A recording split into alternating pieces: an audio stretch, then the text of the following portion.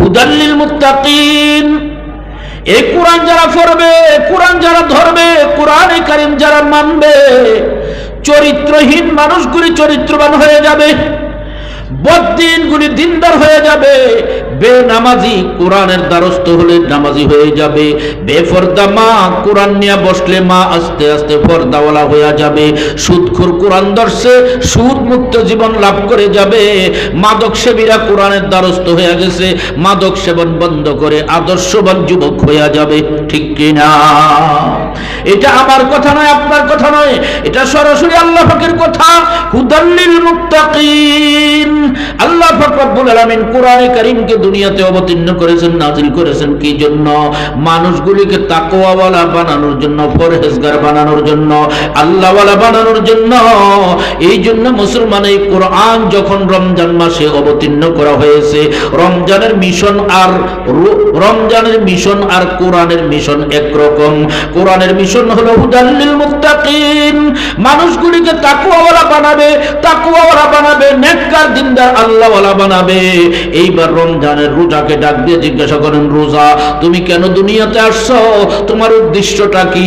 তখন কোরআন ডাকে ডাকে রমজানের উদ্দেশ্য বলে দিবে, ইয়া আইয়ুহাল্লাযীনা আমানু কুতিবা আলাইকুমুস সিয়ামু কামা কুতিবা আলাল্লাযীনা মিন ক্বাবলিকুম লাআল্লাকুম তাত্তাকুন। কোরআন ডেকে ডেকে বলবে, ও দুনিয়ার ঈমানদারেরা, তোমাদের উপরে রোজা ফরজ করা হয়েছে কামা কুতিবা আলাল্লাযীনা মিন ক্বাবলিকুম, তোমাদের পূর্ববর্তীদের উপরে রোজা যেমন ফরজ করা হয়েছিল। উদ্দেশ্যটা কি, মিশনটা কি? লাআল্লাকুম তাত্তাকুন, যাতে করে নিশ্চয়ই তোমরা তাকওয়াওয়ালা আল্লাহওয়ালা হয়ে যাইতে পারো।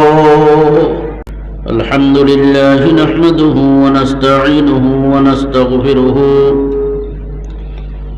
ওয়া নু'মিনু বিহি ওয়া নাতাওয়াক্কালু আলাইহি ওয়া নাউযু বিল্লাহি মিন শুরুরি আনফুসিনা ওয়া মিন সাইয়্যাতি আ'মালিনা। من يهد الله فلا مضل له ومن يضلله فلا هادي له ونشهد أن لا إله إلا الله وحده لا شريك له ونشهد أن سيدنا ومولانا محمدا عبده ورسوله أرسله بالحق بشيرا ونذيرا وداعيا إلى الله بإذنه وسراجا منيرا. أما بعد فأعوذ بالله من الشيطان الرجيم. بسم الله الرحمن الرحيم. ألف لام ميم. ذلك الكتاب لا ريب فيه هدى للمتقين. وقال النبي صلى الله عليه وسلم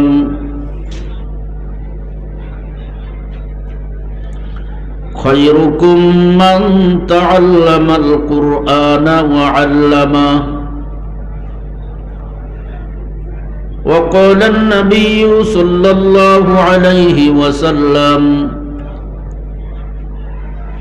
لأن تغدو فتعلم آية من كتاب الله خير لك من أن تصلي 100 ركعة. وقال النبي صلى الله عليه وسلم إن الله تعالى يرفع بهذا الكتاب أقواما ويضع به آخرين أو كما قال عليه الصلاة والسلام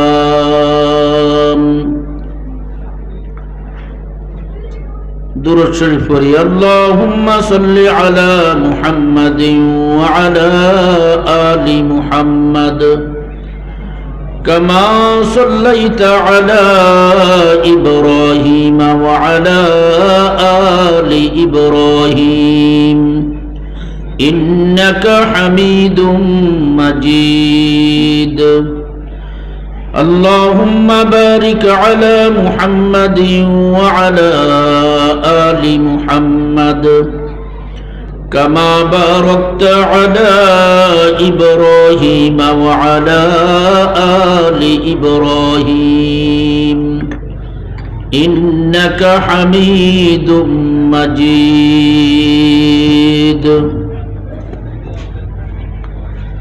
इलाही हमें अक्ल हिम्मत अता कर, यही अर्ज करते हैं हम सर झुका कर। सफर सख्त मुश्किल बहुत दूर मंजिल, रखा है अभी पाओ मैदान आकर। मौलाया सल्ली व सल्लिम दाइमन अबदा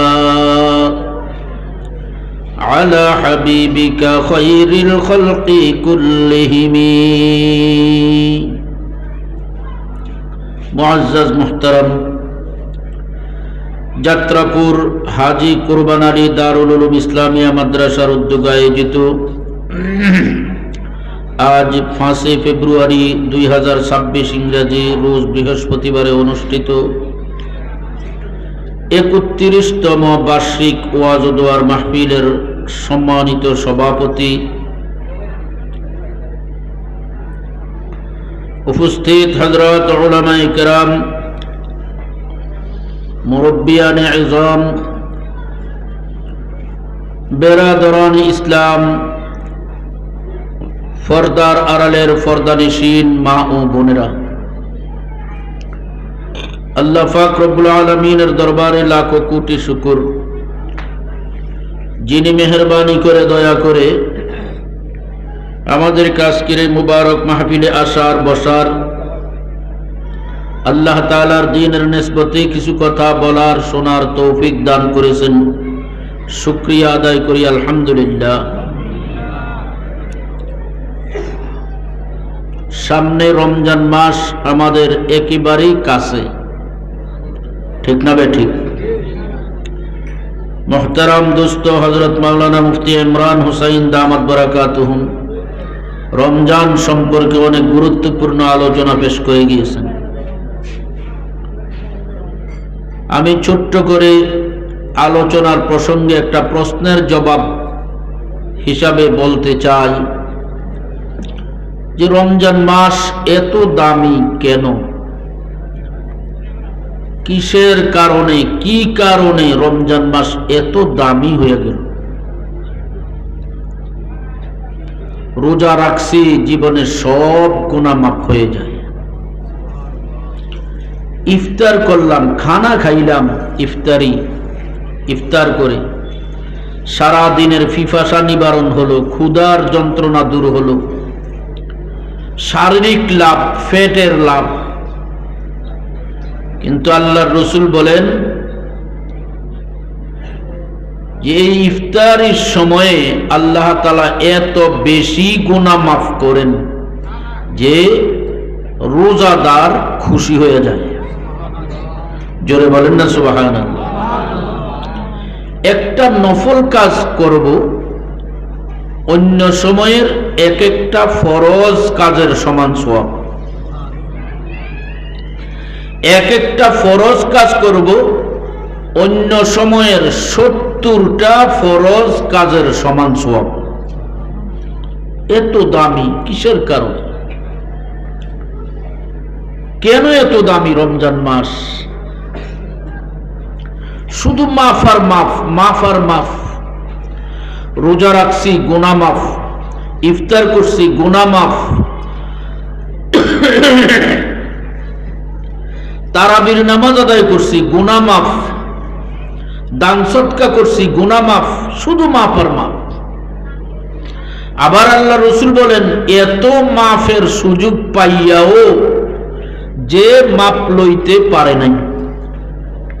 আছে না কিছু ফুরা কপাল মুসলমান, এত মাফের মাস পাইয়াও এই মাসে নিজকে মাপ লইতে পারে নাই। আল্লাহ রসুল বলেন রগিমা আনফুহু, আরে এই উম্মত তো ধ্বংস হয়ে গেছে। বলেন না নাউযুবিল্লাহ। অনেকে বলে আল্লাহ রসুল উম্মতকে বদদোয়া দিয়েছেন। আমি বলি না, আল্লাহ রসুল বদদোয়ার নবী না, রহমতের নবী। কিসের নবী? রহমতের নবী। এই উম্মতকে আল্লাহ রসুল বদদোয়া দেন নাই, দিতে পারেন না। বাস্তব সত্য কথাটা আল্লাহ রসুল বলে দিয়েছেন, এটা বদদোয়া না। যেই মাসের এত প্রকারের সুযোগ সুবিধা পাইয়াও নিজের গুনাহ মাপ লইতে পারে নাই, সে ধ্বংস হয়ে গেছে। তার মতো বরবাদ, তার মতো দুর্ভাগা, কুফাল ফোরা এই জগতে আর কেউ নেই।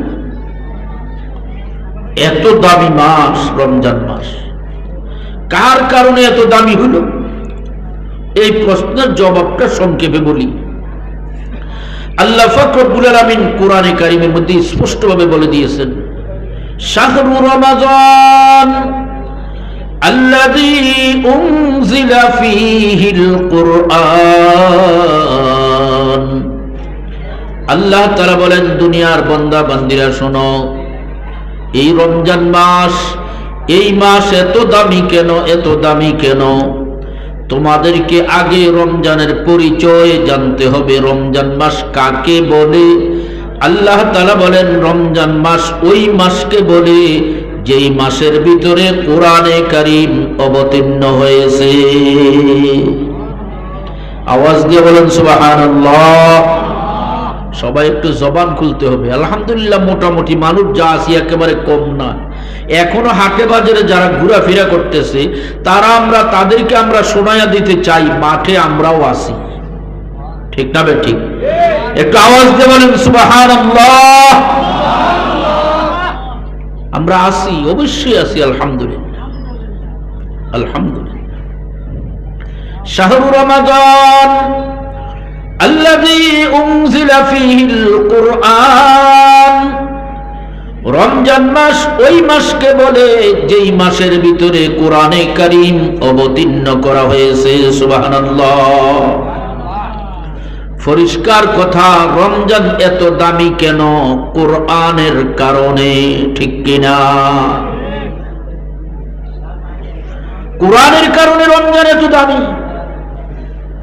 কোরআনে কারীম রমজান মাসে অবতীর্ণ হয়েছে। ঠিক না বে ঠিক?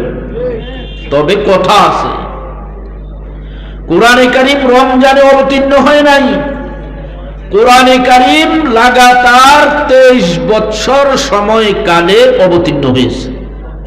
কতদিনে? 23 বছর সময় লাগাইয়া, কখনো 1 আয়াত, কখনো 2 আয়াত, কখনো 1 সূরা, কখনো 2 সূরা করে করে 23 বছর সময় লাগাইয়া 30 পারা কোরআন আল্লাহর হাবিবের উপরে অবতীর্ণ হয়েছে। ঠিক না ভাই? ঠিক। তো ওটা যে কথা রমজান মাসে কোরআন নাজিল করা হয়েছে, এটা তো আল্লাহ পাকের কথা, কোরআনের কথা, মিথ্যা তো হইতেই পারে না। ঠিক না ভাই? ঠিক। তাহলে কি অর্থ? উলামায়ে কেরাম সবাই জানেন যে কোরআনে কারীম দুনিয়ার জমিনে আল্লাহর হাবিবের উপরে অবতীর্ণ হয়েছে, সময় লাগছে 23 বছর। শুধু একক রমজান মাসে নয়, তবে হ্যাঁ, রমজান মাসে কোরআন নাজিল করা হয়েছে। এই কথার অর্থটা হলো আল্লাহ পাক রব্বুল আলামিন 30 পারা কোরআনকে একসাথে লোহে মাহফুজ থেকে দুনিয়ার আসমানে অবতীর্ণ করেছেন আল্লাহর হাবিবের ও মুসলমান কোন এক রমজান মাসে। লোহে মাহফুজ থেকে 30 পারা কোরআনকে আল্লাহ দুনিয়ার আসমানে নামাইছেন। আসমানে কখন? রমজান মাসে। এবার কোরআনকে জিজ্ঞাসা করেন, কোরআন তুমি যে রমজান মাসে লোহে মাহফুজ থেকে দুনিয়ার আসমান পর্যন্ত আসছো, ওই রমজান মাসের কোন দিন, কোন তারিখে, কোন দিনে না কোন রাত্রে তুমি আসছো? তখন কোরআন আপনাকে আমাকে ডেকে ডেকে বলবে, হ্যাঁ, ইন্না আনজালনাহু ফি লাইলাতিল কদর। কোরআনে কারিমে সূরাটা আছে না নাই? আল্লাহ তাআলা বলেন, বান্দা আমি আল্লাহ কোরআনে কারিমকে নাজিল করেছি লোহে মাহফুজ থেকে দুনিয়ার আসমানে রমজান মাসের প্রতিদিনে না, প্রতি রাত্রে না, একটা রাত্র ওই রাত্রের ভিতরে অবতীর্ণ করেছি, যেই রাত্রটাকে বলা হয় লাইলাতুল কদর। সুবহানাল্লাহ। তাহলে কোরআন আসছে রমজান মাসে। কোথা থেকে কোথায়? লোহে মাহফুজ থেকে দুনিয়ার আসমানে আসছে রমজান মাসে। রমজান মাসের কোন দিনে? লাইলাতুল কদরে, সবে কদরে, এক রাত্র।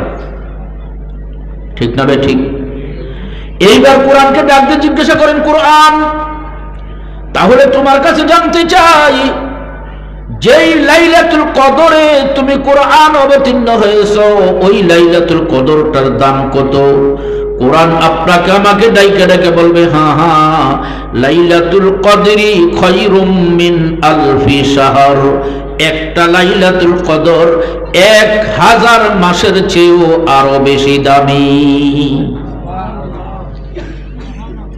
কেন? ওই কোরআনের কারণে। কার কারণে? সবাই বলেন, কার কারণে? তাহলে পরিষ্কার কথা, কোরআনের কারণে লাইলাতুল কদর দামি। কোরআন লাইলাতুল কদরে অবতীর্ণ হয়েছে। এই লাইলাতুল কদরটা রমজান মাসের ভিতরে হয়, এই জন্য রমজান মাসটা এত দামি। ও মুসলমান, 1 বছরের রমজানের লাইলাতুল কদরে কোরআন নাজিল হয়েছিল, প্রতি বছরের রমজানের লাইলাতুল কদরে কোরআন নাজিল হয় না। ঠিক না বে ঠিক? এখন আর কোরআন নাজিল হয় না, কিয়ামত পর্যন্ত হবে না। লাইলাতুল কদরের ভিতরে কোরআন নাজিল এখন আর হবে না। 1 বছরের রমজানের লাইলাতুল কদরে কোরআন নাজিল হয়েছিল। ওই বছরের রমজানের লাইলাতুল কদরের কারণে কিয়ামত পর্যন্ত প্রত্যেকটা লাইলাতুল কদর 1000 মাসের চেয়ে দামি হয়ে গেছে। ওই লাইলাতুল কদর যেই রমজান মাসগুলির ভিতরে হয়, ওই রমজান মাসটা আল্লাহর দরবারে এত দামি হয়ে গেছে। পরিষ্কারভাবে বলতে চাই, যুবক ভাইয়েরা, বৃদ্ধা বাবারা, পর্দার আড়ালের মা বোনেরা, আমাকে আপনাকে একটু চিন্তা করা দরকার, হিসাব মিলানো দরকার। কোরআনের কারণে যদি লাইলাতুল কদর এত দামি হয়, কোরআনের কারণে যদি রমজান মাস এত দামি হয়, ওই কোরআনের সাথে যদি আমার আপনার জীবনটাকে লাগায়া দেই, আমার আপনার জীবনটাও কোরআনের মতো দামি হয়ে যাবে। ঠিক না বে ঠিক? এই কথাটাই বলতে চাইছিলাম। এইবার আল্লাহর কোরআনকে ডাক দিয়ে জিজ্ঞাসা করেন, কোরআন তুমি দুনিয়াতে আসছো বুঝি রমজান মাসে লাইলাতুল কদরে, কেন আসছো? তোমার উদ্দেশ্যটা কি? তোমার মিশনটা কি? এটা আমার আপনার জানার দরকার আছে নি? জোরে বলেন, দরকার আছে না নাই? ওরে কোরআন, তুমি দুনিয়াতে আসছো, কেন আসছো? তোমার উদ্দেশ্যটা কি? কোরআন আপনাকে আমাকে ডাইকে ডাইকে বলবে, হ্যাঁ হ্যাঁ, নিশ্চয়ই আমার একটা মিশন আছে, আমার একটা উদ্দেশ্য আছে, আমার একটা কাজ আছে। যেই মিশনটা নিয়ে, যেই কাজটা নিয়ে আমি কোরআন দুনিয়াতে আসছি, সেই কাজটা হলো জালিকাল কিতাবু লা রাইবা ফীহি হুদাল লিল মুত্তাকিন। কোরআনে কারিমের মিশনের বর্ণনা দিয়া আল্লাহ কোরআন শুরু করছেন। জালিকাল কিতাব, আল্লাহ তাআলা বলেন এই কোরআনে কারিম এক মহান কিতাব, অনেক বড় কিতাব। লা রাইবা ফীহি, তার ভিতরে বিন্দু মাত্র কোনো সন্দেহ নাই। কোরআনের ভিতরে কোনো সন্দেহ আছে? ভুল আছে? জোরে বলেন, না না না। বাউল ফাউলরা যদিও বলে কোরআনের ভিতরে ভুল আছে, হ্যাঁ বলে না তারা,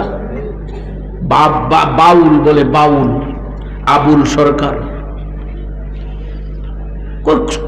কুল আউযু বিরাব্বিন নাস, মালিকিন নাস, ইলাহিন নাস, আওয়াজ দিয়ে বলেন না নাউযুবিল্লাহ। কোরআন তেলাওয়াত কি এইভাবে করে? হ্যাঁ, পাগলের কাজ কি সিন্নি খাওয়া? তোর কাজ হলো জারি গান গাইবি, গান বাজনা গাইবি, হারাম কাজ করবি, হারাম করতে করতে মরবি, সোজা জাহান্নামে যাইবি। তুই কেন কোরআন তেলাওয়াত করতে গেছো? ঠিক না বেঠিক? কোরআনে বলে নাচার কথা আছে, নাচার কথা। কোরআনে নাচতে কইছে, আওয়াজ দিয়ে বলেন না নাউযুবিল্লাহ। নাচ গান হালাল না হারাম? সবাই আওয়াজ দিয়ে ফতোয়া দেন, হালাল না হারাম? তাতে কোনো সন্দেহ আছে? তাহলে কোরআনে যেটাকে হারাম বলছে এটাকে যে হালাল বলে, আমার পরিষ্কার ফতোয়া তার ঈমান নাই, মুরতাদ হয়ে গেছে। জোরে বলেন ঠিক না বেঠিক? জেলখানায় আটকায় রাখছে। আমি বলি বর্তমান বাংলাদেশের সিচুয়েশনে বলে জেল কিছু কিছু নেতা আছে, তাদেরকে জেলখানায় আটকায় রাখা মানে শ্বশুরবাড়ি জামাই আদর করে লালন পালন করা। ঠিক না বেঠিক? জেলখানায় আটকায় রাখা তার শাস্তি না। কোরআনের বিরুদ্ধে যে কথা বলবে, আল্লাহর বিরুদ্ধে যে কথা বলবে, সে আস্তিক থাকতে পারে না, নাস্তিক হয়ে গেছে। মুসলমান থাকতে পারে না, মুরতাদ হয়ে গেছে। মুরতাদের শাস্তি ক্বালা রাসূলুল্লাহ সাল্লাল্লাহু আলাইহি ওয়াসাল্লাম, মান বাদদালা দীনাহু ফাকতুলুহু, যে ব্যক্তি তার দ্বীন পরিবর্তন করে ফেলেছে, আল্লাহর বিরুদ্ধে কোরআনের বিরুদ্ধে কথা বলে ইসলামের বিপক্ষে চলে গেছে, সে মুরতাদ হয়ে গেছে। আর মুরতাদের পরিষ্কার শাস্তি হলো ফাকতুলুহু, তাকে জনগণের সামনে আইনা তাকে ফাঁসির কাস্টে ঝুলাইয়া তাকে হত্যা করে ফেলো, বাকি জনগণ শিক্ষা পেয়ে যাবে। জোরে বলেন ঠিক না ঠিক? এখন তাকে হত্যার নাম গন্ধও নাই, হেরে নিয়ে জামাই আদরে হেফাজত করে রাখছে। ঠিক না ঠিক? সুর ডাকাত যখন জেলখানা নিয়ে বেড়ে রাখে, কয়দিন পরে সাইজা দিলে আরো বড় চোর হবে। আপনারা আমার সাথে মনে একমত না? কি বলেন? ডাকাত জেলখানা নিয়ে আটকায় রাখছে, পরে সাইজা দিছে, দেশে আইসা আরো বড় ডাকাত হয়েছে। সন্ত্রাসীকে নিয়ে আটকায় রাখছে, সাইজা দিছে, এলাকায় আইসা আরো বড় সন্ত্রাসী হয়ে গেছে। অর্থাৎ তারে সাইজা দিয়ে দেখো, আল্লাহর বিরুদ্ধে কোরআনের বিরুদ্ধে কথা আরো বেশি বলবে। ঠিক না ঠিক? কোরআনে কারিমের ভিতরে কোনো ভুল নাই, ভুলের সন্দেহ সম্ভাবনাও নাই। বাইন্ডার কোরআন বাইন্ডিং করে, বই বাদাই করে, আছে না এরকম? আমাদের কুমিল্লা নিউ মার্কেটে আছে, বই বাদাই করে। এরকম এক বাইন্ডার, সে যেই বই নিয়ে তার কাছে দেয়, বই বাদাই করে দেয় খুব যত্ন করে, সুন্দর করে। তবে তার একটা উদ্দেশ্য থাকে যে দেখি বইটার ভিতরে কোনো ভুল টুল আসেনি, থাকলে কলম দিয়ে কাইটে এদের সংশোধন করে দেয়। পরবর্তীতে যখন আপনি বইটা আনতে যাবেন, বইটা দিব, আরে ভাই তুমি যে বইটা দিছো বাদাই করছি, এটার ভিতরে এরকম এরকম কিছু ভুল পাওয়া গেছে, এগুলো ঠিক করে দিছি। তার এরকম করতে করতে এমন অভ্যাস হয়েছে, এখন আর ভিতরে গাড়াগাড়ি না কইরা পারে না। বই নিয়ে বাদাই করতে দিলে চাইব ভুল আছে না নাই, বা চেষ্টা করবো দুই একটা ভুল দইরা সংশোধন করে দেওয়ার লাগে। এক বেড়ায় গেছে কোরআন শরীফ লইয়া তার কাছে। আচ্ছা, কোরআন শরীফ কোনো ভুল আছে? যাইয়া এখন বেড়া বলতেছে, ভাই কোরআন শরীফটা ছিঁড়া গেছে, তোমার কাছে দিছি বাদাই করে দেওয়ার লাগে। তবে দেখো এটা কিন্তু আমাদের বাংলাদেশের দুনিয়ার কারোর বই না, এটা আল্লাহ পাকের কালাম, এটার ভিতরে কোনো ভুল টুল নাই। তুমি আবার সাইও ভিতরে আত্মাত লাগাইও না, কলম টলম লাগাইও না, সাবধান। আচ্ছা আচ্ছা ঠিক আছে, তুমি মানা করছো, ঠিক আছে। রাত্রে কোরআন শরীফটা নিয়ে বাড়িতে গেছে, বাড়িতে যেয়ে বসে বসে চিন্তা করে, আচ্ছা বেড়ায় মানা করলে করছে আর কি, একটু উল্টায় আলটায় দেখি না দুই এক জায়গা দিয়া থাকতো হতেও পারে। জোরে বলেন না? ভুল থাকতে হতে পারে, এই কথা বইটা। এবার কোরআন শরীফ উল্টাইতেছে উল্টাইতেছে, গাঁটতেছে, চাইতেছে, চাইতে চাইতে যাইয়া বেড়া ভুল ভাইয়া লাইছে। কি ভাইছে? ভুল ভাইছে। আসলে মাথা ঠিক নাই, কোরআন শরীফে যে ভুল ভাইছে। কি হয়েছে? এইবার কলম দিয়া কোথায় কোথায় ভুল হয়েছে এই জায়গাটা সংশোধন করে দিছে। সংশোধন করে পরের দিন আইনা সুন্দর করে বাঁধাই করে তাকের উপর রাখা দিছে। ওই কোরআন শরীফ বলা আসবে, আসলে তার কোরআন শরীফ সে নিয়ে যাবে। এখন আসছে, আরে ওই বেড়ায় জিজ্ঞাসা করতেছে, ভাই হয়েছে নি রে? কাজ তো হয়েছে। তো কোন সব ভিতরে তো হাত দিতে নিষেধ করছিলাম, কোনো আবার সাইজও টাইজনি কোনো। ভাই মাপ চাই, একটু দুই এক জায়গার মধ্যে কলম না ধরে আমি ফাললাম না, দুঃখিত, তুমি মানা করছো, তারপরে বাড়িতে যে একটু একটু ঘাঁটাঘাঁটি করলাম, এই খুলতে না খুলতে ভুল নজরে হয়ে গেছে, ওই জায়গায় একটু কলম দিয়ে একটু সংশোধন করে দিছি আর কি। এই বদ্ধবেলার মাথায় হাত, কিরে আল্লাহর কোরআন কোনো ভুল নাই, হে আবার কোন ভুলটা হইলো আবার সংশোধন করে দিছে? ভাই তুমি কিসের ভুল হয়েছো কোরআন শরীফ? হ্যাঁ ভুল নাই রে। কোরআন শরীফ খুলছি, খুলে দেখি কোরআন শরীফ কোথাও কারুনের নাম আছে, কোথাও ফেরাউনের নাম আছে, কাটটা কাফের তারার নাম কোরআনও আছে। আর তুমি মুসলমান, আমি মুসলমান, তুমি কোরআনকে এত যত্ন করো, বাদাই করতে নিয়ে আসছো, আমি এত যত্ন করে বাদাই করে দিলাম, কিন্তু এই কোরআন শরীফের ভিতরে তোমার নামও নাই, আমার নামও নাই, এটা কি হয়? এই জন্য কোথাও কারুনের লগে তোমার নাম, কোথাও ফেরাউনের লগে আমার নামটা লাগাই দিছি। এইবার বলেন, আল্লাহ তাআলা কারুনের নাম, ফেরাউনের নাম কোরআনের ভিতরে যে আনছেন জান্নাতে যাওয়ার জন্য না জাহান্নামে যাওয়ার জন্য? কারুন ফেরাউন জান্নাতি না জাহান্নামী? তো হেতারার সাথে যে আমার আর তোমার নাম নিয়ে লাগাই দিলা, কই ফত দিছ? কথা বুঝে আসে নাই? এই হইল অবস্থা। আল্লাহ পাক রব্বুল আলামিন বলেন, লা রাইবা ফীহ, না না না, এই কালামে পাক কোরআনে কারীমের ভিতরে এক জররা বরাবর কোনো সন্দেহ নাই। সুবহানাল্লাহ। অথচ আমরা সবাই জানি কালামটা কার? সবাই আওয়াজ দিয়ে বলেন, কালামটা কার? আল্লাহ পাক রব্বুল আলামিনের কালাম, দুনিয়ার কোনো কালাম না, দুনিয়ার কোনো কথা না, এটা আল্লাহ পাকের কালাম। যেই আল্লাহ পাকের কালাম, সেই আল্লাহ আমাকে আপনাকে গ্যারান্টি দিয়ে বলতেছেন, লা রাইবা ফি, তার ভিতরে জররা বরাবর কোনো সন্দেহ নাই। হুদাল লিল মুত্তাকিন, কোরআনকে জিজ্ঞাসা করেন, কোরআন তোমার মিশনটা কি? তখন কোরআন আমাকে আপনাকে বলে দেয়, হুদাল লিল মুত্তাকিন, আমি কোরআনকে আল্লাহ তাআলা দুনিয়াতে পাঠাইছেন একটা মিশন দিয়া। সেটার এক কথায় মিশনটা হলো খারাপ মানুষগুলিকে ভালো বানানোর জন্য আল্লাহ তাআলা আমি কোরআনকে দুনিয়াতে পাঠাইছেন। সুবহানাল্লাহ।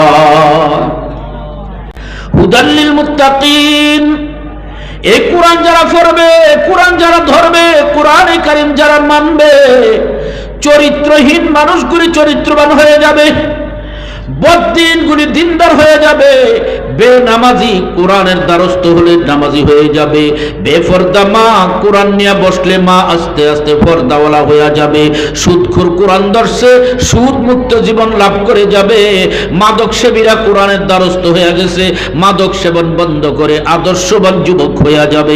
ঠিক কিনা? এটা আমার কথা নয়, আপনার কথা নয়, এটা সরাসরি আল্লাহ পাকের কথা। হুদাল লিল মুত্তাকিন, আল্লাহ পাক রব্বুল আলামিন কোরআনে কারীমকে দুনিয়াতে অবতীর্ণ করেছেন, নাজিল করেছেন কি জন্য? মানুষগুলিকে তাকওয়াওয়ালা বানানোর জন্য, পরহেজগার বানানোর জন্য, আল্লাহওয়ালা বানানোর জন্য। এই জন্য মুসলমান এই কোরআন যখন রমজান মাসে অবতীর্ণ করা হয়েছে, রমজানের মিশন আর কোরআনের মিশন একরকম। কোরআনের মিশন হলো হুদাল লিল মুত্তাকিন, মানুষগুলিকে তাকওয়াওয়ালা বানাবে, তাকওয়াওয়ালা বানাবে, নেককার দিনদার আল্লাহওয়ালা বানাবে। এইবার রমজানের রোজাকে ডাক দিয়ে জিজ্ঞাসা করেন, রোজা তুমি কেন দুনিয়াতে আসছো? তোমার উদ্দেশ্যটা কি?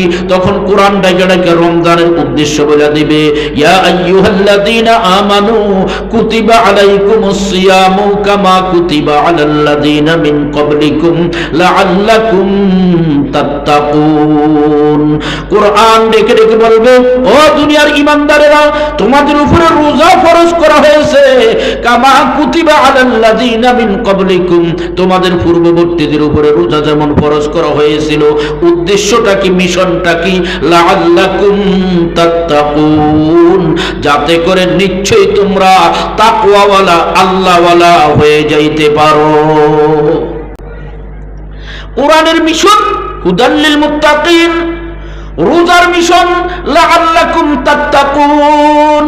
কোরআনের মিশন হলো মানুষদেরকে তাকওয়াওয়ালা বানাবে, ঠিক তদ্রুপভাবে রোজার মিশন হলো মানুষগুলিকে তাকওয়াওয়ালা বানানো।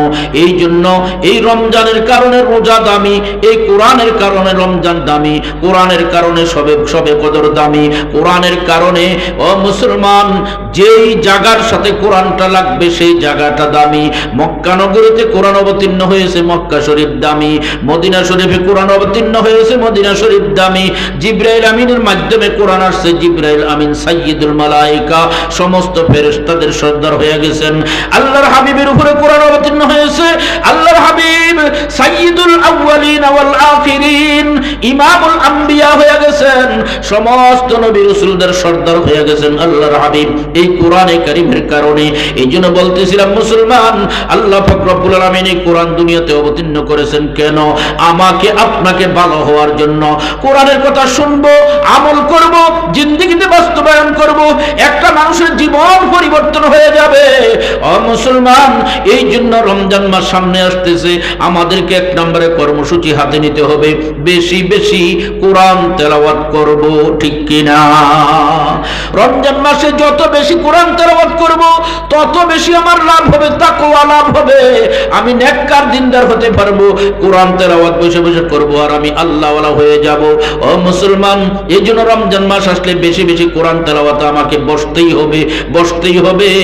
কারণ এই রমজান মাস যখন আমার সামনে আসতেছে, এই রমজান মাসের বিশাল বড় একটা উদ্দেশ্য ছিল লাআল্লাকুম তাত্তাকুন, ফরহেজগার হয়ে যাওয়া, নেককার আল্লাহওয়ালা হয়ে যাওয়া।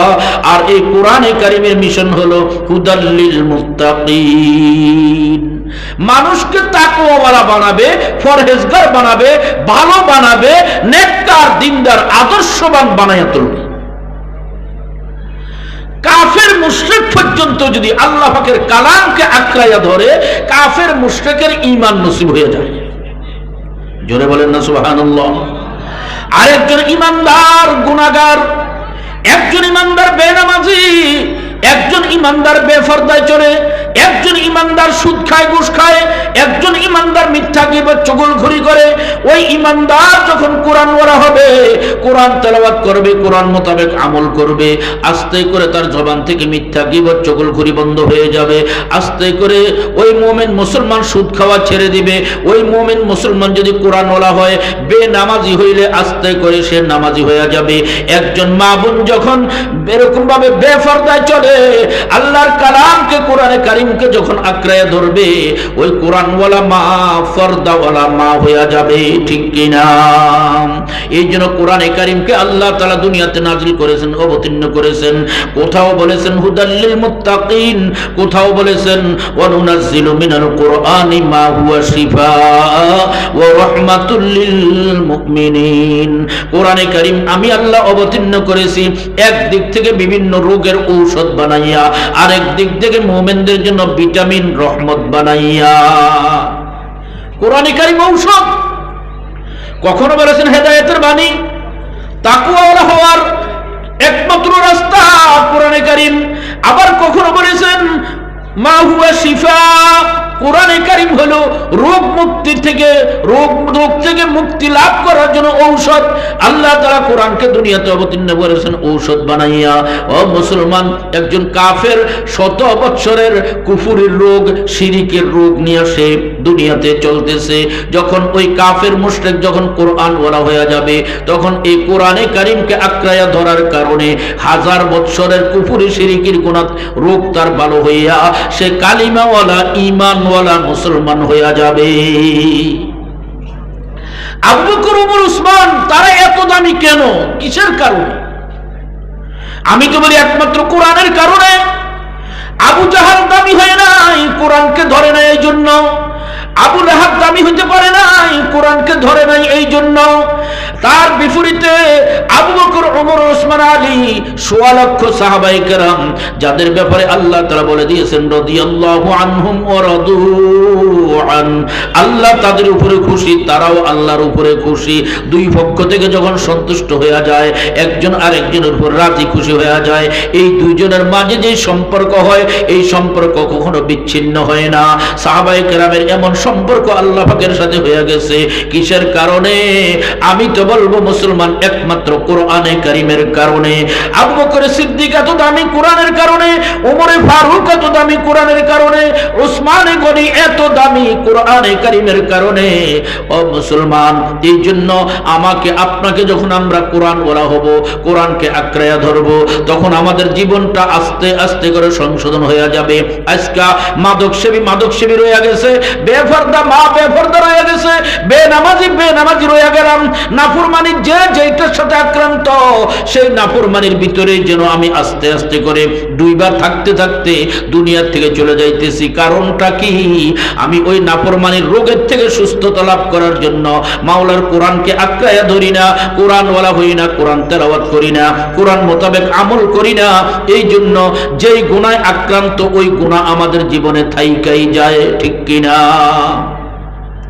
আমি তোমার কোরআনকে জিজ্ঞাসা করেন, আপনি যেই গুনাহের রোগে আক্রান্ত, ওই গুনাহের রোগটা নিয়ে কোরআনের সাথে কথা বলেন। কোরআন আপনাকে কত সুন্দর করে বুঝাইয়া আপনাকে ফিরাইয়া আনার জন্য চেষ্টা করে, ঠিক না বে ঠিক? আমরা সুদের গুনার সাথে আক্রান্ত, সমাজের ভিতরে এরকম মানুষ আসি না নাই? কি বলেন, আসেনি? সুদের গুনার সাথে আক্রান্ত এই এলাকায় মনে হয় নাই? কি এই এলাকায় নাই মনে হয়? সবাই চুপ করে বসে রয়েছেন, মনে হয় যেন মাশাআল্লাহ আমাদের এই এলাকাটা খুব ফুটো পবিত্র এলাকা, সুদের সাথে কেউ জড়িত নাই। তালাশ করলে দেখা যাবে রন্ধ্রে রন্ধ্রে সুদ খাইতে খাইতে ফ্যাটটা মটকার মতো বানাই বসে রয়েছে। জোরে বলেন, আছে না নাই? কোরআনকে জিজ্ঞাসা করেন তো, যে কোরআন, আমি তো মুমিন, আমার ঈমান লইয়া আমি যদি সুদ খাই, আমার পরিণাম কি হবে? আমার কি অবস্থা হবে? ইয়া আইয়ুহাল্লাযীনা আমানু ইত্তাকুল্লাহ ওয়া যারু মা বাকিয়া মিনার রিবা ইন কুনতুম মুমিনিন। কোরআনে কারীম আপনাকে আমাকে ডাক দিয়া ছোট্ট করে একটু মেডিসিন সেবন করাইয়া দিবে। কোরআন বলতেছে, ইয়া আইয়ুহাল্লাযীনা আমানু ইত্তাকুল্লাহ, ও ঈমানওয়ালারা তোমরা আল্লাহকে ভয় করো। আল্লাহর ভয়ের মেডিসিন আমাকে সেবন করাইয়া দিল। আর বলতেছে, ওয়া যারু মা বাকিয়া মিনার রিবা ইন কুনতুম মুমিনিন, তুমি যদি সত্যিকারে খাঁটি মুমিন হইতে চাও, সুদের লেনদেন ছাড়ো। কোরআনের বাণী, কিসের বাণী? কোরআনের বাণী।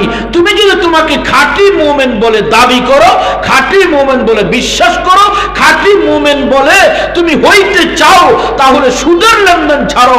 সুদের লেনদেনের সাথে জড়াইয়া থাইকা তুমি তোমাকে খাঁটি মুমিন বলে দাবি করতে পারো না, খাঁটি মুমিন হইতে পারো না, তোমার ঈমান খাঁটি হবে না।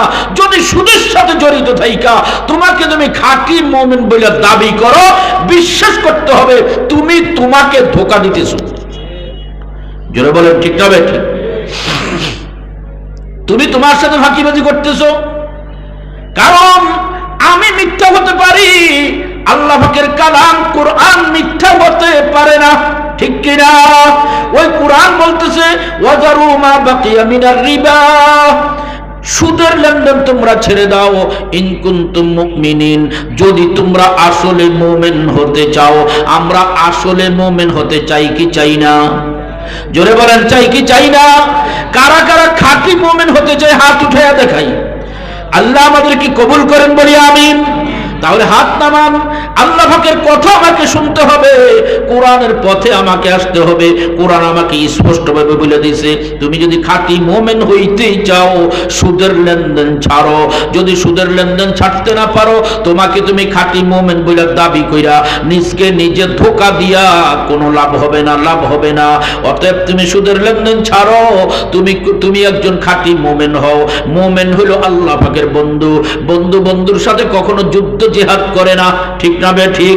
এইবার আল্লাহ বলেন তুমি যদি খাঁটি মুমিন হও সুদের লেনদেন ছাড়ো, আর যদি সুদের লেনদেন ছাড়তে না পারো তাহলে তুমি তোমাকে মুমিন বলে দাবি করতে পারো, আমি আল্লাহ পাকের খাতায় তোমার নাম মুমিনের তালিকায় নাই, অতএব তুমি আমার দুশমন হয়ে গেছো, দুশমনের সাথে দুশমনের যুদ্ধ বিগ্রহ চলে, অতএব তোমার ব্যাপারে শুনে রাখো ফাইল্লাম তাফআলু ফাযানু বিহারবিন মিনাল্লাহি ওয়া রাসূলিহি, তুমি যদি সুদের লেনদেন ছাড়তে না পারো যাই না রাখো আল্লাহ আল্লাহর রাসূলের পক্ষ থেকে তোমার বিরুদ্ধে যুদ্ধ।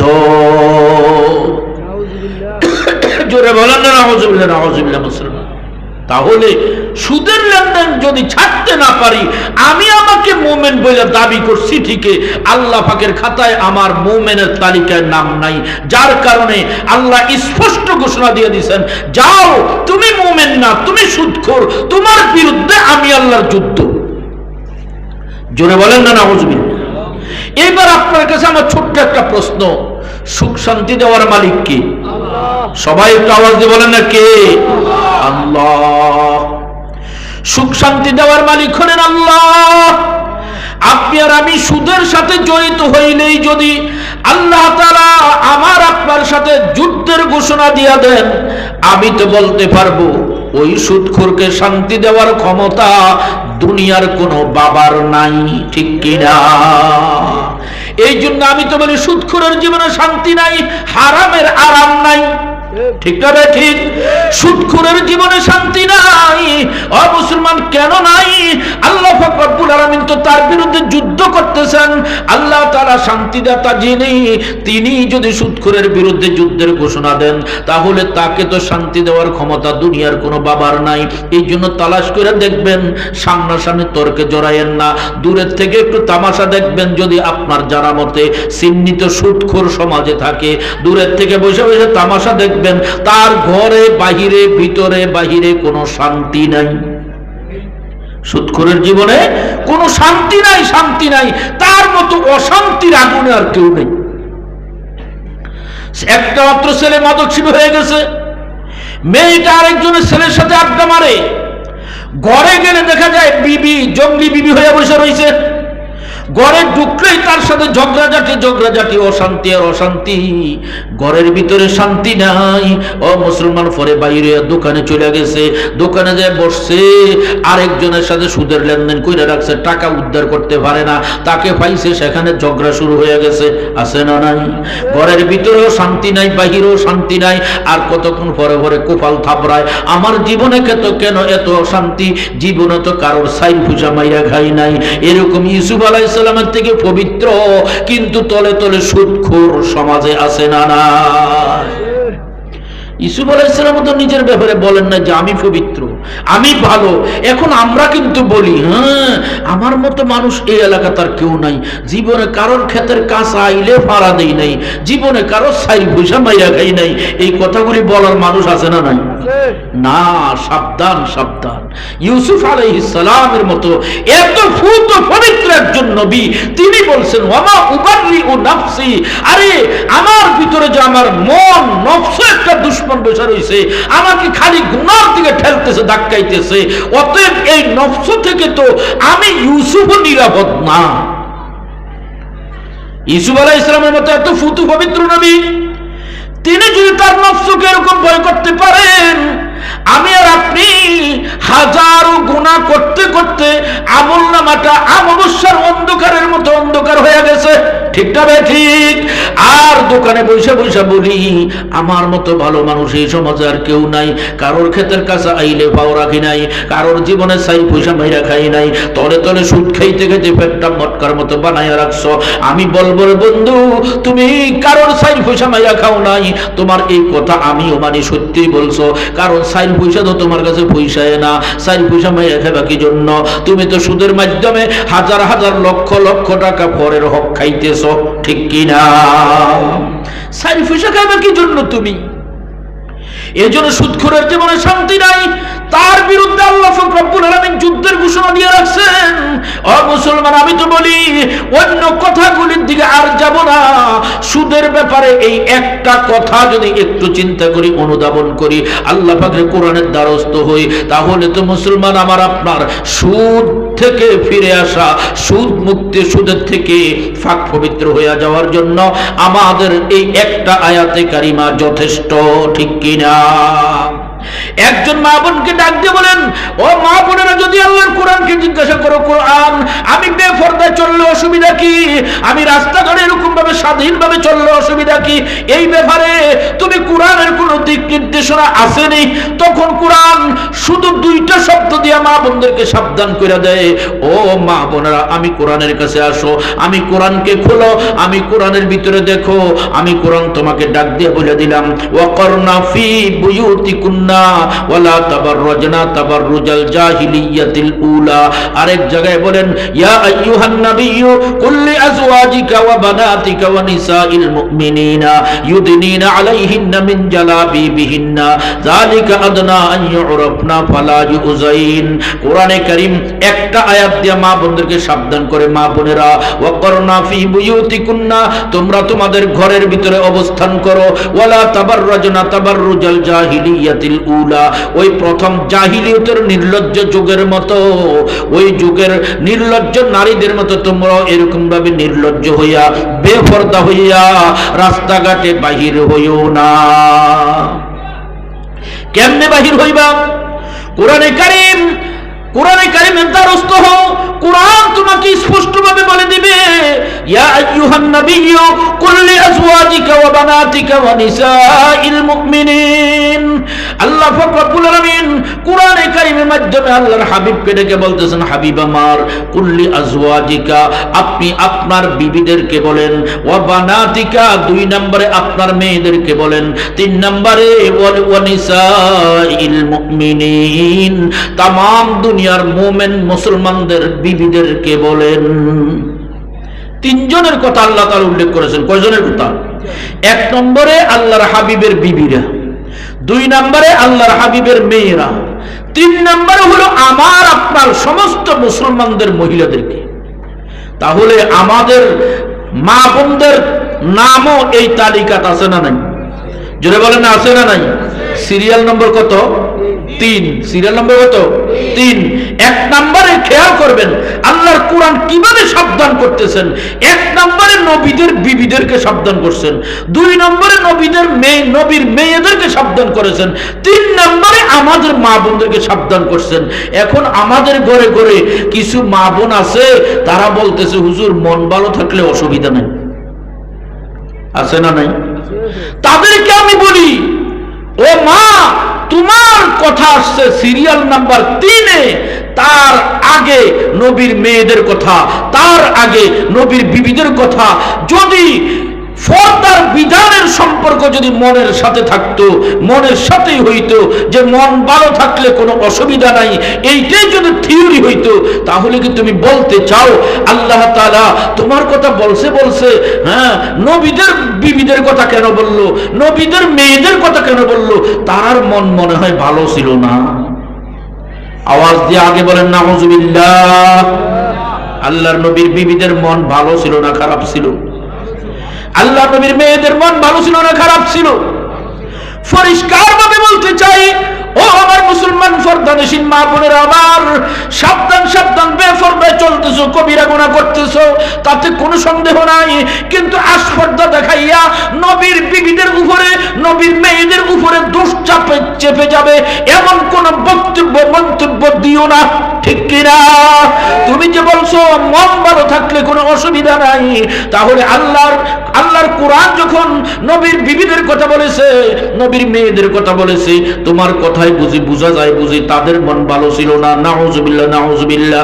আমি তো বলবো, তোমার মতো কিয়ামত পর্যন্ত যত হাজারো লাখ কোটি রাবেয়া বসরি দুনিয়াতে আসবে, সমস্ত মা বোনেরা যদি রাবেয়া বসরির মতো আল্লাহর ওলি হয়ে যায়, আব্দুল কাদের জিলানীর মায়ের মতো হয়ে যায়, এরকম ভাবে জুনায়েদ বাগদাদির মায়ের মতো হয়ে যায়, এরকম তামাম দুনিয়ার মহিলাগুলি যদি এতটুকু নেককার আল্লাহওয়ালা হয়ে যায়, ওই সমস্ত মা বোনদের তাকওয়াকে এক পাল্লায় উঠান, আল্লাহর নবীর মেয়েদের, আল্লাহর নবীর বিবিদের একজনের তাকওয়াকে অপর পাল্লায় উঠান, আল্লাহর নবীর বিবির, আল্লাহর নবীর মেয়ের তাকওয়ার পাল্লাটা ভারী হয়ে যাবে। কি বলেন, ঠিক না বেঠিক? অতএব যারা বলে মন ভালো থাকলে অসুবিধা নাই, আমি বলি মা তুমি আসলে আসল কথাটা বলো নাই, এটা বইলে একটু দেখতেছো আর কি আওয়াজ দিয়া যে হুজুররা কি করে, কোরআন হাদিস আমার বিরুদ্ধে কি বলে, এটা তুমি একটু লাড়া দিয়া চাইতেছো। তোমরা যদি এই মন্তব্য করে মন ভালো থাকলে অসুবিধা নাই, এই মন্তব্য করে যদি তোমরা বেপরদায় চলো, আমি বলবো না, তোমার পর্দার বিধান মনের সাথে না, পর্দার বিধান লজ্জার সাথে, পর্দার বিধান ঈমানের সাথে সম্পৃক্ত। অতএব তুমি যদি বলো মন ভালো থাকলে অসুবিধা নাই, আমি বলবো না এটা আসল কথা না, তোমার আসল কথাটা হলো লজ্জা না থাকলে কোনো অসুবিধা নাই। জোরে বলেন, ঠিক না বেঠিক? তোমার আসল কথা হলো ঈমান না থাকলে কোনো অসুবিধা নাই, লজ্জা না থাকলে কোনো অসুবিধা নাই। আন্নতুবা আল্লাহর নবীর বিবিদের থেকে বড় ঈমানদার তোমরা হতে পারবে না, আল্লাহর নবীর মেয়েদের থেকে বড় ঈমানদার তোমরা হতে পারবে না। হযরত খাতুনে জান্নাত সাইয়্যিদাতুন নিসাই আহলিল জান্নাহ ফাতিমাতুজ জাহরা রাদিয়াল্লাহু তাআলা আনহা, আল্লাহর নবীর কলিজার টুকরা মেয়ে, ঠিক না বেঠিক? ওই ফাতেমার জীবনেটি একটু তালাশ করে দেখো গো মা। ফাতেমা রাদিয়াল্লাহু তাআলা আনহা বেপরদা চলা তো দূরের কথা, মৃত্যুর পরে বেপরদা হবে এতটুকু পর্যন্ত বরদাস্ত করতেন না, ঠিক কিনা? ফাতেমা রাদিয়াল্লাহু তাআলা আনহা তোমার মতো একজন মহিলা ছিলেন, তুমি অনুসরণ করলে ফাতেমাতুজ জাহরাকে অনুসরণ করে দেখো। হযরত ফাতেমা রাদিয়াল্লাহু তাআলা আনহাকে কোন বেগানা পুরুষ দেখছে একবারের জন্য জীবনে? ইতিহাসের মধ্যে কোথাও আছে? কোরআন হাদিসে কোথাও আছে? অসম্ভব কথা। শুধু তাই নয়, আমি তো বলি হযরত ফাতেমা তার গায়ের রূপ লাবণ্যতা দুনিয়ার একজন বেগানা পুরুষও দেখে নাই। হযরত ফাতেমা রাদিয়াল্লাহু তাআলা আনহার গলার কণ্ঠ, গলার আওয়াজ কোন বেগানা পুরুষ দেখে নাই। হযরত ফাতেমা রাদিয়াল্লাহু তাআলা আনহার লেবাস পোশাক কোন বেগানা পুরুষ দেখে নাই। হযরত ফাতেমা রাদিয়াল্লাহু তাআলা আনহার শরীরের আকৃতি প্রকৃতি, তিনি মোটা ছিলেন না, চিকন ছিলেন, লম্বা ছিলেন না, বেটে ছিলেন, এই আকৃতিরা পর্যন্ত কোন বেগানা পুরুষ দেখে নাই। সুবহানাল্লাহ। একজন মহিলার ফর্দা মতে চলার এই চারটা বিষয়, একটা হলো শরীরের চামড়ার রং, আরেকটা হলো গলার আওয়াজ, আরেকটা হলো লেবাস পোশাক, আরেকটা হলো শরীরের আকৃতি প্রকৃতি। আজকে যারা বেপরদায় হাটে বাজারে যায় তারার কথা তো বাদে দিলাম, যারা মোটামুটি বোরকা গায়ে দিয়ে বাজারে যায়, পর্দার বিধান মান্য করে বাজারও যায়, যে শরীয়ত সম্মত বোরকাই গায়ে দিছে, কিন্তু তারপরেও এই বোরকার উপরে দিয়া এই মহিলাটা মোটা না চিকন, লম্বা না বেটে, বোঝা যায় কি যায় না? জোরে বলেন, বোঝা যায় কি যায় না? হযরত ফাতেমাতুজ জাহরা রাদিয়াল্লাহু তাআলা আনহা স্বামীকে ডাক দিয়ে ওসিয়ত করছে, স্বামী গো, আমি যদি সন্ধ্যাবেলায় মারা যাই তাহলে আমাকে রাত্রের অন্ধকারেই জানাজা শেষ করে দাফন করে দিবেন। ওসিয়ত করতেছে স্বামীকে। স্বামী ডাক দিয়ে বলতেছে, বিবি গো, তুমি আল্লাহর নবীর কলিজার টুকরা মেয়ে, তুমি যদি মারা যাও মক্কা মদিনার হাজার হাজার লাখো মুসলমান সাহাবীরা তাবেঈরা দৌড়ে আসবে তোমার জানাজায় অংশগ্রহণ করার জন্য। সৌভাগ্যের বিষয় মনে করবে, কাল কিয়ামতের ময়দানে উসিলা হিসাবে পেশ করবে, আয় আল্লাহ দুনিয়া থেকে কিচ্ছু নিয়ে আসতে পারি নাই, তবে আল্লাহর নবীর কলিজার টুকরা ফাতেমার জানাজায় অংশগ্রহণ করে আসছি, আয় আল্লাহ এই উসিলায় আমাকে মাফ করে দাও। এই আশা নিয়া তোমার জানাজায় অংশগ্রহণ করার জন্য লাখো লাখো সাহাবী তাবী মুসলমানেরা দৌড়ে আসবে। তুমি এটা কি বলতেছো? তুমি যদি সন্ধ্যা বেলায় মারা যাও রাত্রেই তোমাকে দাফন করে দিতে, ব্যাপারটা কি? ফাতেমা রাদিয়াল্লাহু তাআলা বলতেছেন, স্বামী গো, এই জন্যই তো আমি নিষেধ করতেছি, এই জন্য তো আমি বলতেছি আমাকে রাত্রের অন্ধকারে দাফন করে দিবেন। কারণটা হলো, আমাকে যদি পরের দিনের জন্য যদি রাখা দেন, মক্কা মদিনা থেকে বিভিন্ন প্রকারের মুসলিম এলাকা থেকে যখন হাজারো লাখো মুসলমানরা আমার জানাজায় আসবে, আমার কাপড়ের উপরে দিয়া আমার লাশের নমুনাটা তারা দেখবে, আমি লম্বা ছিলাম না বেটে ছিলাম, মোটা ছিলাম না চিকন ছিলাম, আমি মৃত্যুর আগে এক মুহূর্তের জন্য আমার শরীরের আকৃতি প্রকৃতিকে বেপরদা হতে দেই নাই। অতএব আবার মৃত্যুর পরে আমার শরীরের আকৃতি কারণ নজরে পড়বে, এইটাও আমি মেনে নিতে পারবো না। এটা হলো ফাতেমার পর্দা। আজকে তোমরা বোরকা একটা গায়ে দিতে পারলে বসাচ্ছে আছে না নাই? এই জন্য বলতেছিলাম মুসলমান ও ফরদার আল্লাহর মা বোনেরা, আল্লাহর কোরআনকে দেখো, আল্লাহর কোরআনকে ধরো। আল্লাহর কোরআন তোমাকে ছোট্ট করে মেডিসিন দিয়ে দিবে, তুমি যথাযথ ফরদা মতে চলো। একদিকে বলবে ওয়াকারনা ফি বুয়ুতিকুন্না, মা তোমরা তোমাদের ঘরের ভিতরে থাকো। দুই নম্বরে বলবে ওয়ালা তাবাররুজনা তাবাররুজাল জাহিলিয়াতিল উলা, জাহিলিয়তের যুগের নির্লজ্জ নারীদের মতো তোমরাও আটসাট পোশাকগুলি পরিধান করে বেপরদা হইয়া তোমরা রাস্তাঘাটে বের হইও না। তোমরা অনুসরণ করবা তো ফাতেমাতুজ জাহরা রাদিয়াল্লাহু তাআলা আনহার আদর্শ অনুসরণ করো। আল্লাহর কোরআন তোমার চোখে আঙ্গুল দিয়ে দেখায়া দিবে। আল্লাহর কোরআন বলতেছে ইয়া আইয়ুহান নাবিয়্যু কুল লিআজওয়াজিকা ওয়া বানাতিকা ওয়া নিসাইল মুমিনিন, হে নবী আপনার বিবিদেরকে বলে দেন, আপনার মেয়েদেরকে বলে দেন, तमाम দুনিয়ার মুসলমান মহিলাদেরকে বলে দেন ইউদনিনা আলাইহিন্না মিন জালাবিবিহিন্না, একান্ত প্রয়োজনে যদি তারা ঘরের বাহিরে যায় তারা যেন জিলবাব নামক একটা কাপড় গায়ের উপরে উড়াইয়া তারপরে বের হয়। জিলবাব কাকে বলে? আমি তো বলি এক কথায় ব্যাখ্যায় শরীয়ত সম্মত বোরকাকে বলে। শরীয়ত সম্মত বোরকা কাকে বলে? যেই বোরকার মধ্যে তিনটা গুণ পাওয়া যায়। এক নম্বরে কাপড়টা ভারী মোটা হবে, এক পাশ থেকে আরেক পাশে কিচ্ছু দেখা যাবে না। এখন তার বিপরীতে একদল মহিলারা জর্জেট প্রিন্টের কাপড়ের বোরকা গায়ে দেয়, বোরকার এক প্রান্ত থেকে আরেক প্রান্তের শরীরের চামড়া পর্যন্ত দেখা যায়, ঠিক কিনা? এটাকে শরীয়ত সম্মত বোরকা বলা যাবে না। শরীয়ত সম্মত বোরকা হতে হলে এক নম্বরে বোরকার কাপড়টা গাঢ় ভারী হইতে হবে, যাতে বোরকার কাপড়ের উপরে দেওয়া নজর দিলে ভিতরে কিচ্ছু দেখা না যায়। দুই নম্বরের গুণ হলো বোরকার কাপড়টা ঢিলে ডালা হইতে হবে, শরীরের চতুর্দিক দিয়ে লটকায়া থাকবে ও মুসলমান, যাতে করে শরীরের কোনো অঙ্গ প্রত্যঙ্গের নমুনা বোরকার উপরে দিয়া ভাসতে দেখা না যায়, ঠিক কিনা? এখন বহু মহিলারা আছে বোরকা গায়ে দিছে এরকম টাইট ফিট করে লাগাইয়া শরীরের প্রত্যেকটা অঙ্গ প্রত্যঙ্গের নমুনা বোরকার উপরে স্পষ্ট ভাসে, আছে না নাই? শরীয়ত সম্মত বোরকার কাপড়টা ঢিলে ঢালা হবে। তিন নম্বরে মাথার তালু থেকে পায়ের তালু পর্যন্ত লম্বা হবে। এক শ্রেণীর কলেজের ভার্সিটির ছাত্রীরা বর্তমানে বোরকা পরিধান করে, অ্যাডভোকেট মার্কা বোরকা, আছে না নাই? কাঁধের থেকে হাঁটু পর্যন্ত, উপরের গলাও খোলা নিচের গলাও খোলা। এটাকে শরীয়ত সম্মত বোরকা বলা যাবে না। এই জন্য আল্লাহ পাক রব্বুল আলামিন কোরআনে কারীমের মাধ্যমে তোমাদেরকে বলতেছেন মা ইউদনিনা আলাইহিন্না মিন জালাবিবিহিন্না, তুমি জিলবাব নামক একটা কাপড় পরিধান করো, শরীয়ত সম্মত বোরকা পরিধান করে তারপরে বের হও।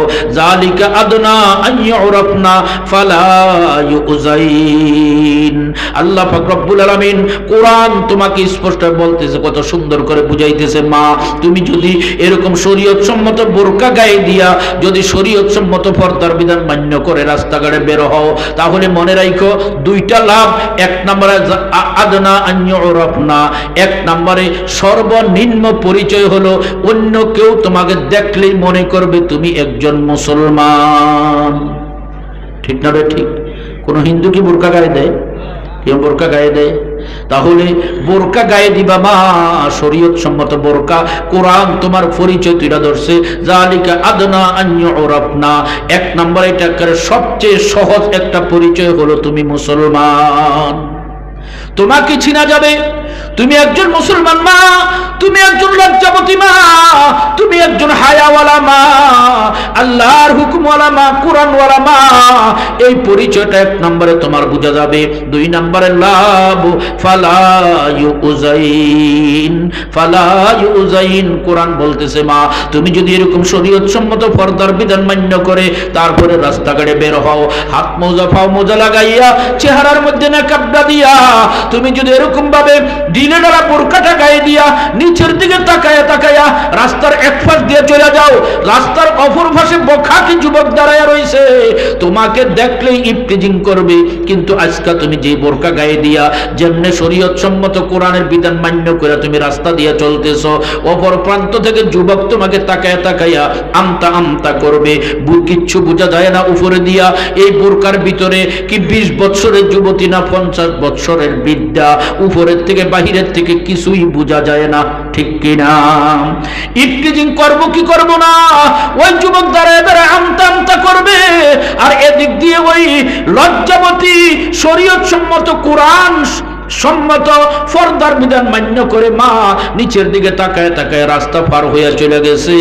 ও মুসলমান, বখাটে যুবক আমতা আমতা করতে করতে মা চলে গেছে রাস্তা অতিক্রম কইরা। অতএব বখাটে যুবক আর ইফটিজিং করার সুযোগ পায় নাই। ঠিক না ঠিক? ইফটিজিং করবো কি করবো না, অপহরণ করবো কি করবো না, এটা কি যুবতী মেয়ে না বয়োবৃদ্ধা মহিলা? হ্যাঁ, এইটা আমতা আমতা করতে থাকবে, আর এদিকে ওই মুসলমান মহিলা কুরআন সুন্নাহ মোতাবেক ফরদার বিধান মানছে, ইজ্জতের সাথে রাস্তা পার হয়ে চলে গেছে। ঠিক না ঠিক? এই জন্য ফরদার বিধানের লাভ কি? ফরদা কেন ফরজ করা হলো? আমি অনেক সময় বলি দুইটা কারণে। এক নম্বরের কারণ, কোরআন বলছে ফালা ইউযাইন, এই ফরদাওয়ালা শরীয়ত সম্মত ফরদার বিধান মান্য করে চলনেওয়ালা মা, তাকে রাস্তাঘাটে ইফটিজিং করা হবে না, টিটকারি মস্কারি করা হবে না, তাকে অপহরণ করা হবে না, ধর্ষণ করা হবে না, হত্যা করা হবে না, লাশ বানাইয়া বস্তার ভিতরে ঢুকাইয়া ডাস্টবিনে খালি বিলে নিক্ষেপ করা হবে না। ঠিক কিনা? দুই নম্বরের লাভ, মা তুমি ফরদা মতে চলতে হবে। কেন? আমি তো বলি যেই জিনিসটা যত দামি সেই জিনিসটা বদ নজরের থেকে হেফাজত করার জন্য তত বেশি ডাকনা দিয়া রাখে। ঠিক না ভাই? ঠিক। আমাদের এলাকায় দেখবেন যারা তরকারি ক্ষেত করে, আমি অনেক সময় মিসালটা বলি, উদাহরণটা বলি, লাউ ক্ষেত করছে, চতুর্দিক দিয়া তাল পাতা দিয়া চাপা বেড়া দিয়ে ফেলছে। ঠিক না ভাই? ঠিক। কেন? গরু ছাগলের ভয়ে না, বরং বদ নজরের ভয়ে। আমার লাউ ক্ষেতের ভিতরে যদি কারোর বদ নজর পড়ে তাহলে তরকারির ফসল নষ্ট হয়ে যাবে। এই জন্য একটা গাবি 10 কেজি দুধ দেয়, এই গাবিটার অনেক মূল্য আমার কাছে। দিনে তো দূরের কথা, রাত্রেও ঘরের থেকে বের করে না, দরজা জানালা 24 ঘন্টা বন্ধ। চোর ডাকাইতের ভয়ে না, বদ নজরের ভয়ে। ঠিক কিনা? 10 কেজি দুধ দেয়, গাবিটার উপরে যদি কারোর বদ নজর পড়ে তাহলে দুধটা নষ্ট হয়ে যাবে। এই জন্য এই গাবিটাকে এত সুন্দর করে লুকাইয়া রাখতেছি আমরা। ও মুসলমান, আল্লাহ পাক রব্বুল আলামিন বলেন, মা আমি আল্লাহ তোমাকে আদম সন্তান প্রজনন কেন্দ্রটা দিয়া, তোমাকে একটা গর্ভ দিয়া, একটা ফেট দিয়া আমি আল্লাহ তোমাকে দুনিয়াতে পাঠাইছি। তুমি মা নবী রাসূল হতে পারো নাই, তবে নবী রাসূলগণ তোমার গর্ভ থেকে জন্ম নিয়েছে। ঠিক কিনা? এই জন্য তোমার গর্ভটা অনেক দামি। তোমার গর্ভ থেকে আইজু আব্দুল কাদের জিলানী, বাইজিদ বুস্তামি, জুনাইদি বাগদাদির মতো আল্লাহর ওলিরা জন্ম নিতে পারে। ঠিক না ভাই? ঠিক। ও মুসলমান, এই জন্য আল্লাহ তাআলা বলেন, মা আমি আল্লাহ তোমার উপরে ফরদার বিধান ফরজ করেছি, তা তুমি ফরদা মতে চলো, তাহলে বেগানা পুরুষদের বদ নজরের থেকে তুমি বাইচা থাকতে পারবা। এরকম ভাবে বেনামাজি, ফুট্টাখোর, মাদক সেবী, এরকম ভাবে সুদখোর, ঘুষখোর, চাঁদাবাজ, ঠেকবাজ, ওদের বদ নজর তোমার উপরে পড়বে না। তোমার গর্ভটা হেফাজতে থাকবে। তোমার গর্ভ থেকে আইজো আব্দুল কাদের জিলানীর মতো আল্লাহর ওলি সন্তান দুনিয়াতে আসবে। ঠিক কিনা? আর যদি তুমি বেফরদা চলো, তোমার উপরে হরেক রকমের বেগানা পুরুষদের বদনজর পড়তে থাকবে। বদনজর পড়তে পড়তে তোমার গর্ভটা ভাইরাসে আক্রান্ত হয়ে যাবে, তোমার গর্ভটা এরকম ভাবে নষ্ট হয়ে যাবে, জীবাণুযুক্ত হয়ে যাবে, যার কারণে তোমার গর্ভ থেকে যখন সন্তান আসবে, সন্তান নেককার দিনদার তো হবেই না, বরং বেনামাজির বদনজর তোমার উপরে পড়ছে। তোমার গর্ভ থেকে সন্তান দুনিয়াতে আইসা বেনামাজি হবে, তোমার সন্তান দুনিয়াতে আইসা মাদকসেবী হবে, তোমার সন্তান দুনিয়াতে আইসা সুদখোর, ঘুষখোর হবে, তোমার সন্তান দুনিয়াতে আইসা এরকম ভাবে বদদিন হবে, বেনামাজি হবে। ঠিক কিনা? ও মুসলমান, আজকে ঘরে ঘরে মা বোনদের অভাব নাই, কিন্তু সন্তানের অভাব নাই। কিন্তু আব্দুল কাদের জিলানীর মতো সন্তান খুঁজে পাওয়া যায় না, বাইজিদ বুস্তামির মতো সন্তান খুঁজে পাওয়া যায় না, শাহ ওলিউল্লাহ মুহাদ্দিস দেহলভির মতো সন্তান খুঁজে পাওয়া যায় না। কারণটা কি? আমি বলবো সবচেয়ে বড় কারণ হলো বেফরদার অভিশাপে। ঠিক কিনা? আমি যে কথাটা বলতে চাইছিলাম মুসলমান, সেটা হলো আল্লাহ পাকের কোরআন, আল্লাহ তাআলা তাআলা আমাদেরকে কোরআন দিয়েছেন কেন? হুদাল লিল মুত্তাকিন, মুত্তাকিন বানানোর জন্য, তাকওয়াওয়ালা বানানোর জন্য, নেককার দিনদার বানানোর জন্য। এই কোরআন যদি কোনো যুবক ভাই আঁকড়ায়া ধরে, যুবক ভাই আল্লাহওয়ালা হয়ে যাবে। এই কোরআন যদি কোনো মা বোন আঁকড়ায়া ধরে, মা বোন ফাতেমাতুজ জাহরার যোগ্য উত্তরসূরি হয়ে যাবে। এই কোরআন যদি কোনো একজন সাধারণ মুসলমান আঁকড়ায়া ধরে, ওই মুসলমানের জীবন মিথ্যা, গীবত, চুগলখড়ি, সুদ, ঘুষ এগুলোর থেকে মুক্ত হয়ে যাবে ইনশাআল্লাহ। কি বলেন, ঠিক না ঠিক? তাহলে আমাদের কোরআনওয়ালা হওয়ার দরকার আছে না নাই? জোরে বলেন, কোরআনওয়ালা হওয়ার দরকার আছে না নাই?